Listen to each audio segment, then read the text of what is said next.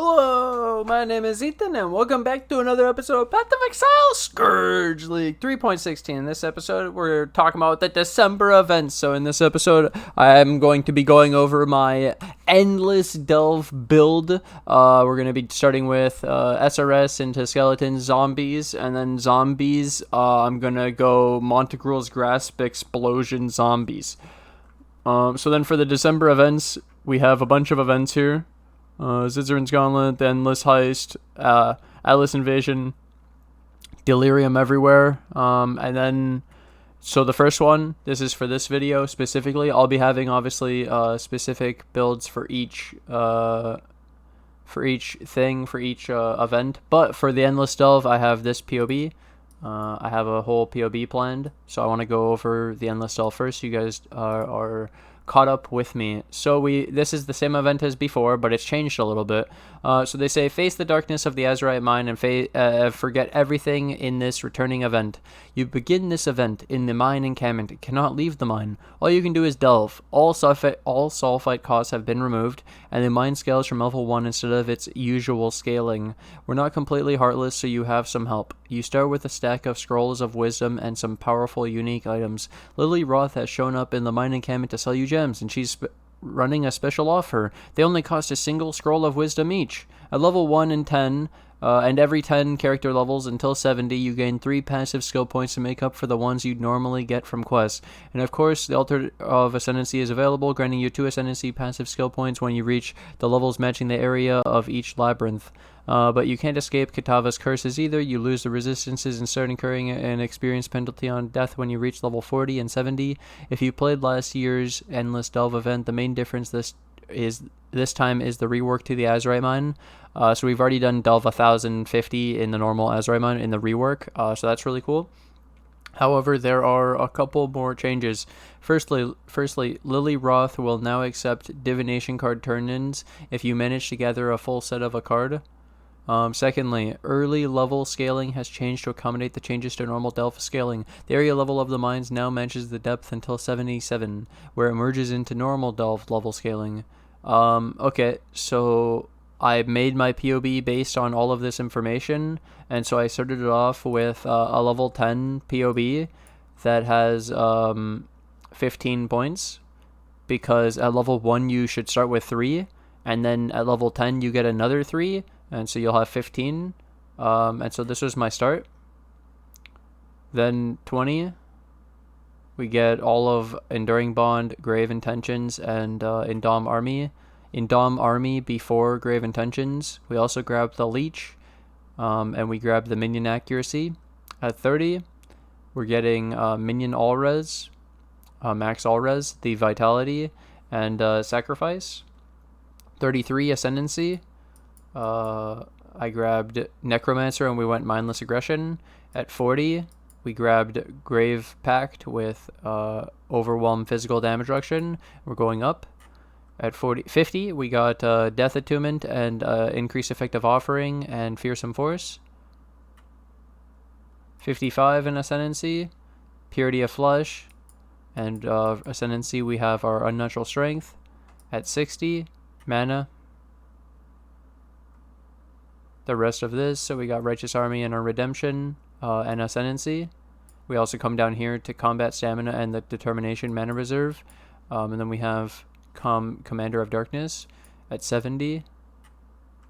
75 in Ascendancy. Bone Barrier. 90, Jewel Sockets. We grab some Jewel Sockets. In these, we put some Taunt, Blind, and Minion damage when you use a skill recently, and then Life.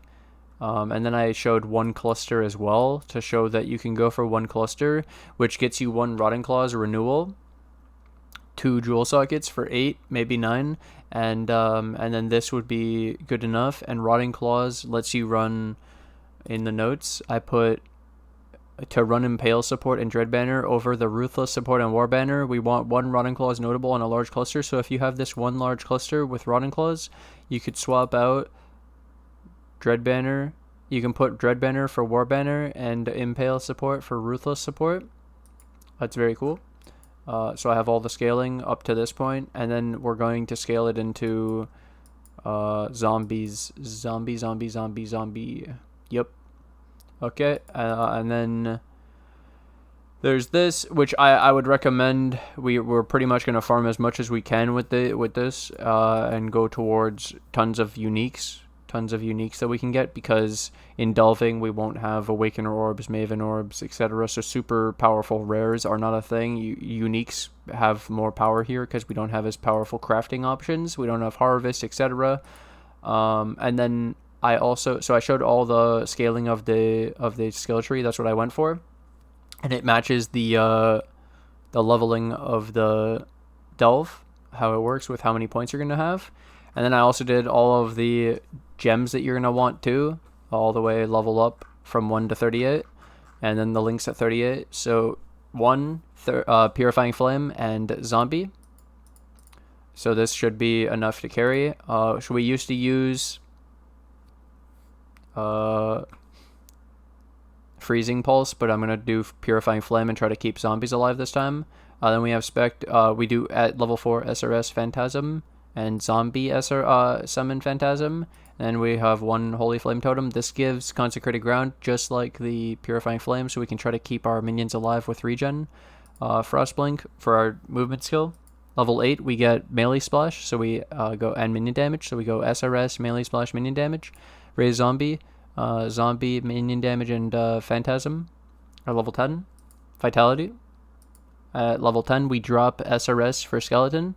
And you can try to get a Val Summon Skeleton by valing a Skelly gem from the shop.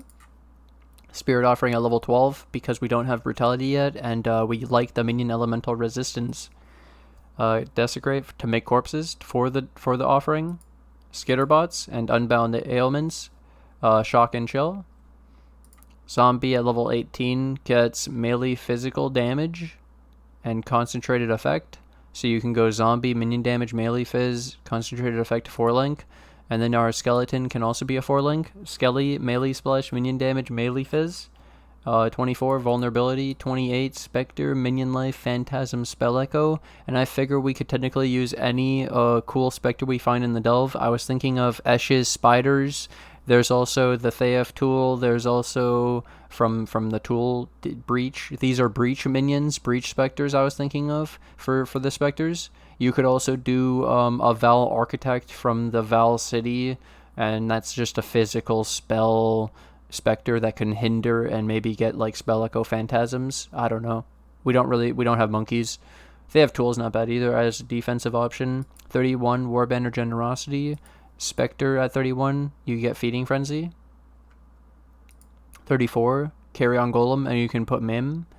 And then 38, this is the full links. So 6-link Zombie, good luck getting a 6-link, you need a Tabula probably. Zombie, Multi-Strike, Brutality, Melee Phys, Minion Damage, Ruthless. You can swap out Ruthless for Impale and Dreadbanner if you get the Rotting Claws to get 100% Impale. Carry On Golem, Feeding Frenzy, Spectre, Minion Life in the helmet. Warbanner, Generosity in the weapon, Vulnerability weapon, Molten Shell, Increased Duration, Frostblink, other weapon, Desecrate, Cyclone, Castle Channeling, Flesh Offering. So we have that's how we're going to be doing our offering in this build. We're going to be cycloning because we don't have trigger.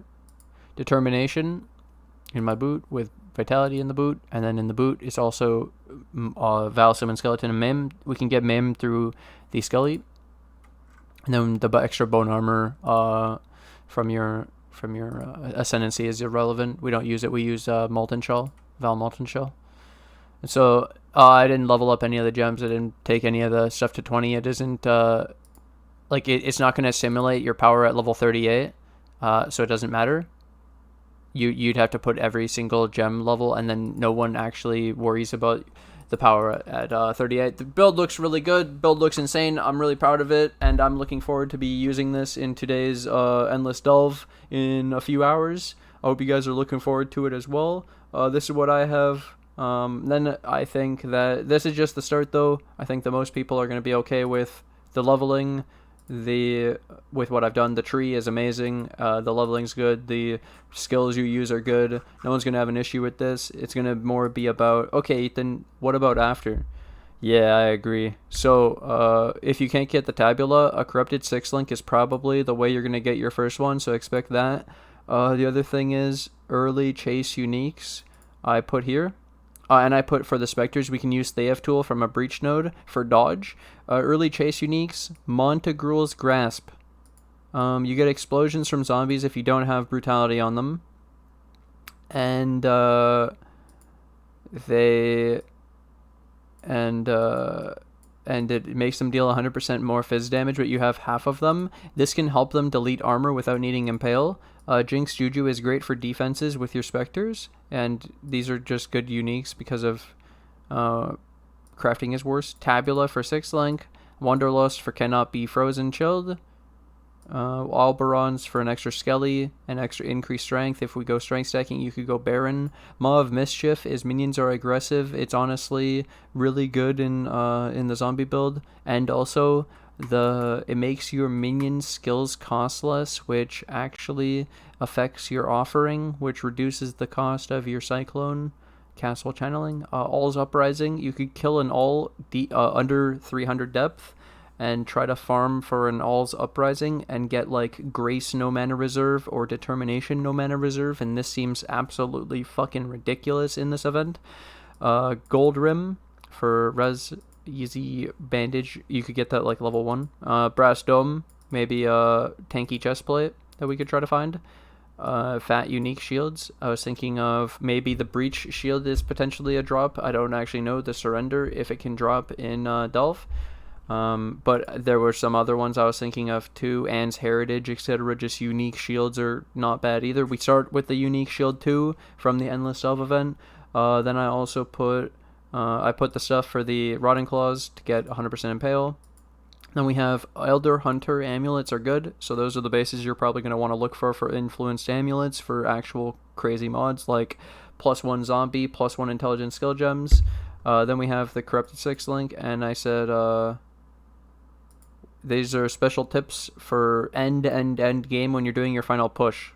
When delving gets hard, like when you're doing your push, you have your build and it's doing deeps, you can get more dexterity, run Grace, swap Flesh Offering to Bone Offering, and run Mistress of Sacrifice over Bone Offering, and maybe another defensive flask like a Quartz Flask or something. Not a Quartz Flask, sorry, Jade Flask for more evasion to go with your Grace, and this is extremely powerful and will carry for sure. That was a massive improvement to my build when I was doing my push for defenses.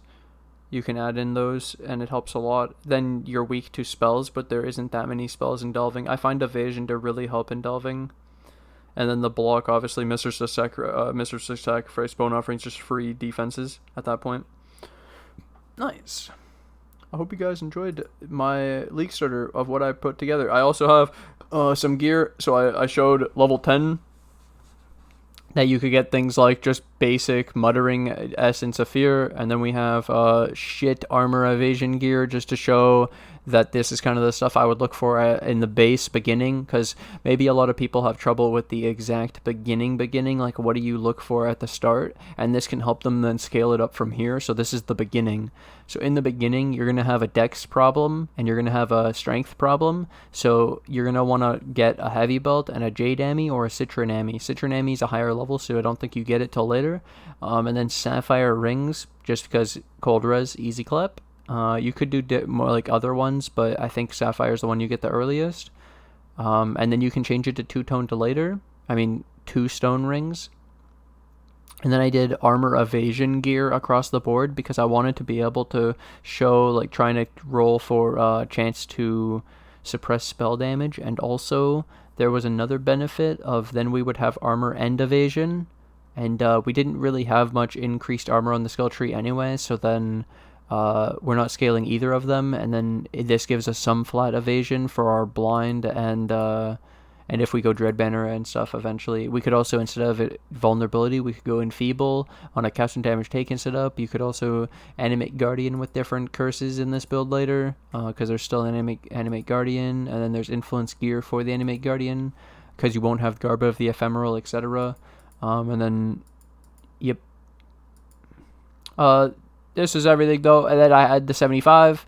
I did higher tier minion damage, and then I showed capping your resistances, your chaos res, and your normal resistances without the crafting bench. So what it would take across the board on each piece of like how much res you could expect to have to get. It's kind of difficult. So this kind of made me have the expectation that I'm going to need a filter that shows me a lot of the bases that I want, like rare bases. And I'm just going to be picking up and IDing a lot of rare gear with good bases, high good item level, and looking for better gear to put on for a while. I'm going to be trying to max out basic uninfluenced gear, and then we're going to look for, then we're going to be able to farm and invest into actual proper gear. But the beginning is just going to be non-influenced, like off the ground probably, because crafting some of this would be a little difficult, and I would expect to see a lot of rare drops on the ground, and all I have to do is ID them. And with the new drop stacks of currency, like scrolls of wisdom and shit, it should make it really easy. And those are our alterations for SSF also, because the Delve event's SSF. So then I point out Stygian Vice. You could probably get this as early as like 68, and then it'd be one of those Abyss nodes, and then you can get a Stygian Vice. Definitely Ghastly Jewels are going to be huge, especially an early Ghastly Jewel to hit Taunt Blind is going to be really nice. That's going to be really impactful for our survivability. And then I have one more. I put the early Chase Uniques into the POB. So I also showed Darkness Enthroned could be an early Stygian Vice for 2 Ghastly Jewels with increased effect. And then there's also Triad Grip. And technically, with the Montegrel's Grasp, because you can't go Brutality with it, it won't do the fire explosions. This means that it's less good to be physical, and we don't have Awakened Gems, and we don't have Alcohol Gems, so we don't have any of the cool shit. The only thing we do have is the Overwhelm Physical Damage Reduction, but then maybe we could scale the fire more. So if we made the zombies fire through a Triad Grip and did Montegrels, and then we scaled the fire and the fire explosions, it would be like doing Occultist Chaos Explosions, but zombies, and it would be based on the zombies killing, and the zombies are the only ones killing. Seems pretty good for this Endless Delve event, especially because we did the Occultist Spider build for Endless Delve. For Delve, and it was really good at clearing, so I think that the explosions from Explosion Montegrel's Grass Zombies could be pretty good. Either way, I hope you guys are looking forward to my updates on this build. This is just my league start for the Endless Delve. I hope you guys do enjoy. I hope you're looking forward to this Endless Delve event as much as I am. Thank you guys for watching. Thanks for hanging out. And I'll see you guys in today's stream. Bye!